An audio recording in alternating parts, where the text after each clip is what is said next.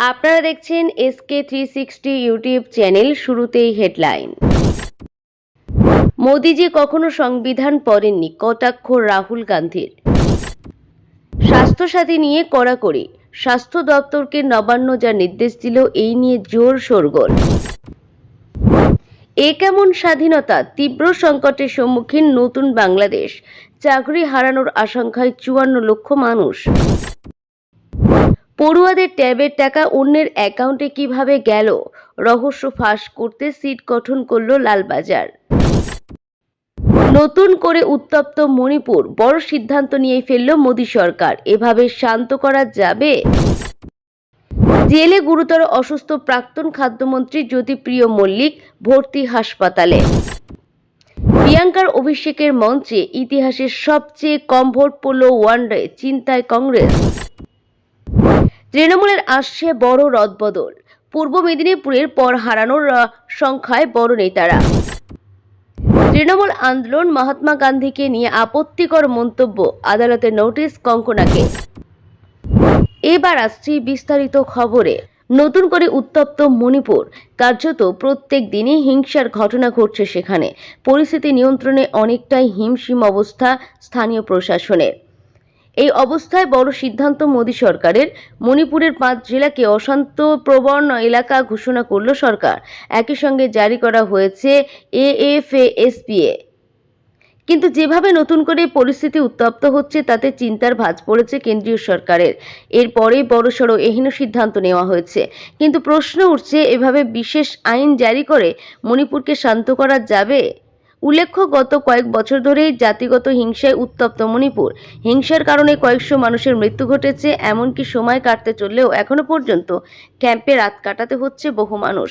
পরিস্থিতি সামাল দিতে মাসের পর মাস সে রাজ্যে জারি ছিল কারফিউ। কার্যত সেনাবাহিনীর নিয়ন্ত্রণে ছিল পরিস্থিতি। যদিও কয়েক মাস আগে কিছুটা হলেও পরিস্থিতি শান্ত হয়, স্বাভাবিক জীবনে ফিরতে শুরু করে মণিপুরের মানুষ। কিন্তু নতুন করে ফের একবার উত্তপ্ত উত্তর পূর্বের সীমান্ত ঘেঁষা ওই রাজ্য। গত কয়েকদিনের একের পর এক হামলার ঘটনা ঘটেছে। গুরুতর অসুস্থ রেশন দুর্নীতি মামলায় জেলবন্দি প্রাক্তন মন্ত্রী জ্যোতিপ্রিয় মল্লিক। সূত্রের খবর, দিন 5 আগে জেলে অসুস্থ হয়ে পড়েন তিনি। নাক মুখ দিয়ে রক্ত বেরোতে থাকে। সঙ্গে সঙ্গে তাকেই বাইপাসের ধারের নামী বেসরকারি হাসপাতালে ভর্তি করা হয়। শারীরিক অবস্থায় বেশ কিছুটা সংকটজনক ছিল বলে জানা গিয়েছে। তবে বর্তমানে খবর, জ্যোতিপ্রিয় মল্লিক আপাতত স্থিতিশীল।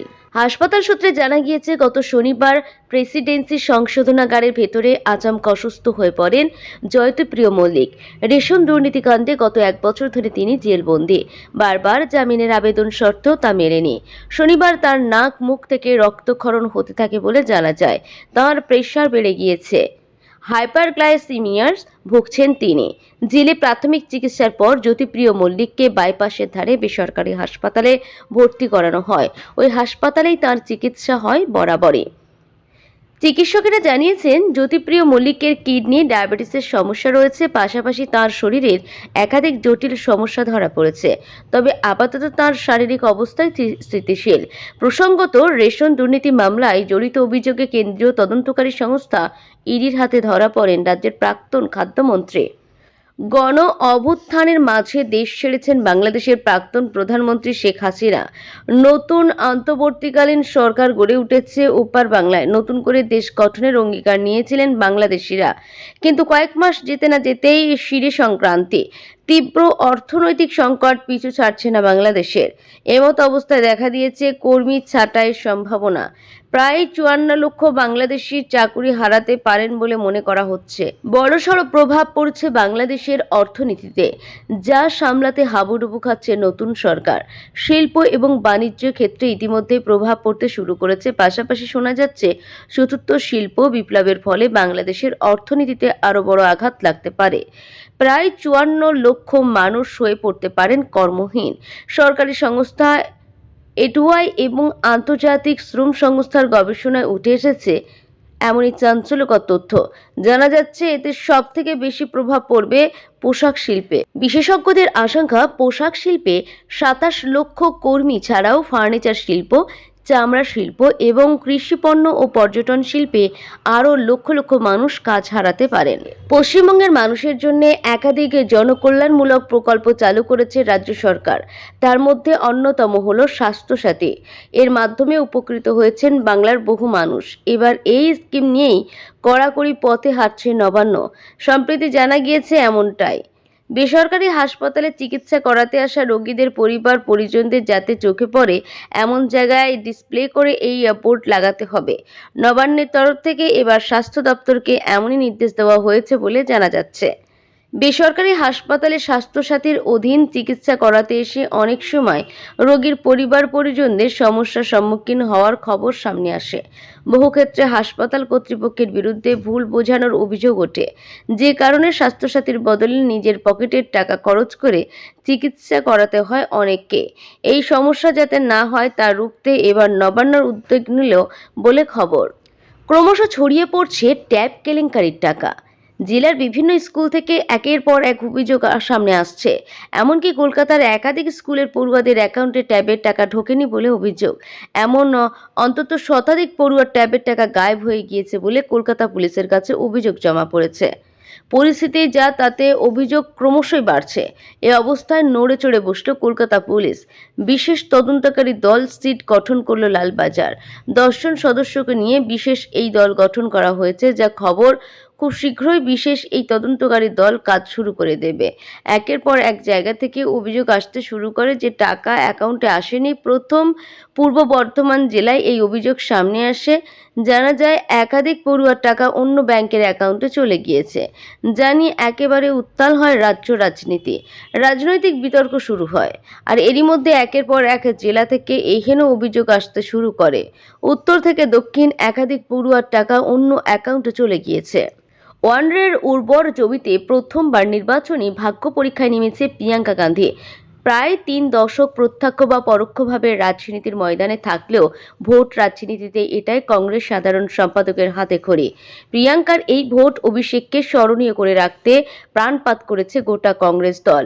লক্ষ্য অন্তত 5 লক্ষ ভোটের ব্যবধানে জেতানো জাতীয় স্তরে দলের অন্যতম মুখে। কিন্তু ওয়ানডের ভোটের হার হাত শিবিরকে খানিক চিন্তায় ফেলে দিয়েছে। কংগ্রেসের অন্তরে প্রশ্ন ওঠা শুরু করেছে, লক্ষ্য পূরণ তো দূর, ধারে কাছে পৌঁছানো যাবে তো? নির্বাচন কমিশনের দেওয়া তথ্য অনুযায়ী বুধবার উপনির্বাচনে ওয়ানডের ভোট পড়েছে মোট 64.72%, যা এ পর্যন্ত এই লোকসভা কেন্দ্রের ইতিহাসে সর্বনিম্ন। অবশ্য ওয়ানডের খুব পুরনো কেন্দ্র নয়, 2009 সালে এটা তৈরি। এরপর প্রায় প্রতিবারই 70% বেশি ভোট পড়ছে। ব্যতিক্রমী এই উপনির্বাচন। 2024 লোকসভা নির্বাচনে ওয়ানডে প্রায় 73% ভোট পড়ে। 3,64,000-এর বেশি ভোটে জেতেন রাহুল গান্ধী। কংগ্রেস চাইছিল রাহুলের সেই মার্জিন ছাপিয়ে প্রিয়াঙ্কাকে 5 লক্ষের বেশি ভোটে জেতাতে। লোকসভা নির্বাচনে দলের হতাশাজনক ফলের পর বিধানসভা ভোটের আগে তৃণমূল কংগ্রেসে বড়সড় রদবদল হতে চলেছে। অভিষেক বন্দ্যোপাধ্যায়ের প্রস্তাবিত এই রদবদলে অনুমোদন দিচ্ছেন মমতা বন্দ্যোপাধ্যায়, এমনটাই জানাচ্ছেন দলের শীর্ষ নেতারা। দলীয় সূত্রে খবর, উপনির্বাচনের পর রাজ্যের 15টি জেলার সভাপতি এবং বিভিন্ন সাংগঠনিক স্তরে ব্যাপক পরিবর্তন আসতে চলেছে। সেই সাথে পৌরসভা ও পৌর নিগমের নেতৃত্বে পরিবর্তনের সম্ভাবনা তৈরি হয়েছে। বিশেষ করে পূর্ব মেদিনীপুরে, যেখানে লোকসভা ভোটে তৃণমূল পারফরম্যান্স অত্যন্ত খারাপ ছিল, সেখানকার নেতাদের পদ হারানোর সম্ভাবনা বেশ প্রবল। পূর্ব মেদিনীপুরে 2 মন্ত্রী থাকা সত্ত্বেও দলটি নির্বাচনী ফলাফলে বিপর্যস্ত হয়েছে। মন্ত্রী অখিল গিরি ইতিমধ্যেই পদত্যাগ করেছেন। তবে মৎস্যমন্ত্রী বিপ্লব রায়চৌধুরী এখনো দায়িত্বে রয়েছেন। তার নিজস্ব বিধানসভা এলাকা কোলাঘাটেও ভোটের ফল সন্তোষজনক হয়নি। ফলে তাকে সরিয়ে উত্তম বারিকের নাম আলোচনা এসেছে। তাছাড়া তমলুক সাংগঠনিক জেলা সভাপতি অসিত ব্যানার্জি এবং জেলার চেয়ারম্যান চিত্তরঞ্জন মাইতিও এই পরিবর্তনের সম্ভাব্য তালিকায় রয়েছেন। এদিকে এই রদবদলের খবর জানাজানি হতেই বিজেপি তাদের বক্তব্যে তৃণমূলকে কটাক্ষ করে বলেছে, যারা কালীঘাটে অর্থ পৌঁছাতে ব্যর্থ তারাই পদত্যাগ করতে চলেছেন। তবে তৃণমূলের রাজ্য স্তরের নেতা পার্থসারথী মাইতি এই অভিযোগ উড়িয়ে দিয়ে বলেছেন, দলীয় সাফল্য অর্জনের জন্য এই রদবদল প্রয়োজন।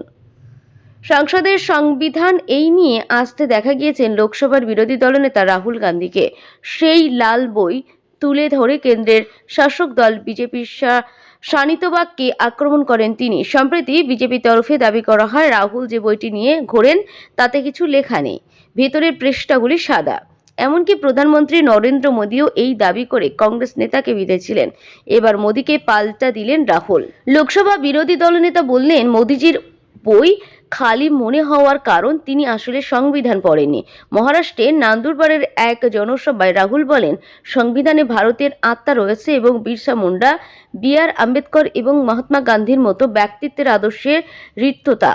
মোদীজির মনে হয়েছে আমি যে সংবিধান সঙ্গে নিয়ে চলি তা খালি, তার কারণ তিনি জানেই না ওতে কি লেখা আছে, তিনি কোনোদিনও পড়েননি। রাজ্যের মোট 5টি জেলায় 6টি কেন্দ্র চলছে উপনির্বাচন। নির্বিঘ্নে নির্বাচন করার জন্য সকাল থেকে প্রত্যেকটি ভোট কেন্দ্রের নিশ্চিন্দ্র নিরাপত্তায় মুড়ে ফেলা হয়েছে। অশান্তি রুখতে পুলিশের সাথে মোতায়েন করা হয়েছে 112 কোম্পানি আধা সেনা। শান্তি বজায় রাখতে বদ্ধপরিকর নির্বাচন কমিশনও, কিন্তু তারপরেও নিরাপত্তার ফাঁকফোকর গলেই রাজ্যের বিভিন্ন প্রান্ত থেকে উঠে আসছে একের পর এক বিক্ষিপ্ত অশান্তির খবর। এরই মধ্যে 12:30 নাগাদ বুথের দরজা বন্ধ করে ছাপ্পা ভোট দেওয়ার অভিযোগ উঠেছে বিজেপি প্রার্থী রাহুল লোহারের বিরুদ্ধে। ইচ্ছামতো ছাপ্পা দেওয়ার অভিযোগে ইতিমধ্যেই আটক করা হয়েছে মাদিরহাটের এই বিজেপি প্রার্থীকে। খবর জানাজানি হতেই এই বিজেপি প্রার্থীকে ঘিরে স্থানীয় বাসিন্দারা বিক্ষোভ দেখাতে শুরু করেন। প্রিয় দর্শক, এই ভিডিওটিতে আমাদের টার্গেট রয়েছে 10,000 লাইক ও 3,000 সাবস্ক্রাইব। আপনারা অবশ্যই সাবস্ক্রাইব করতে ভুলবেন না।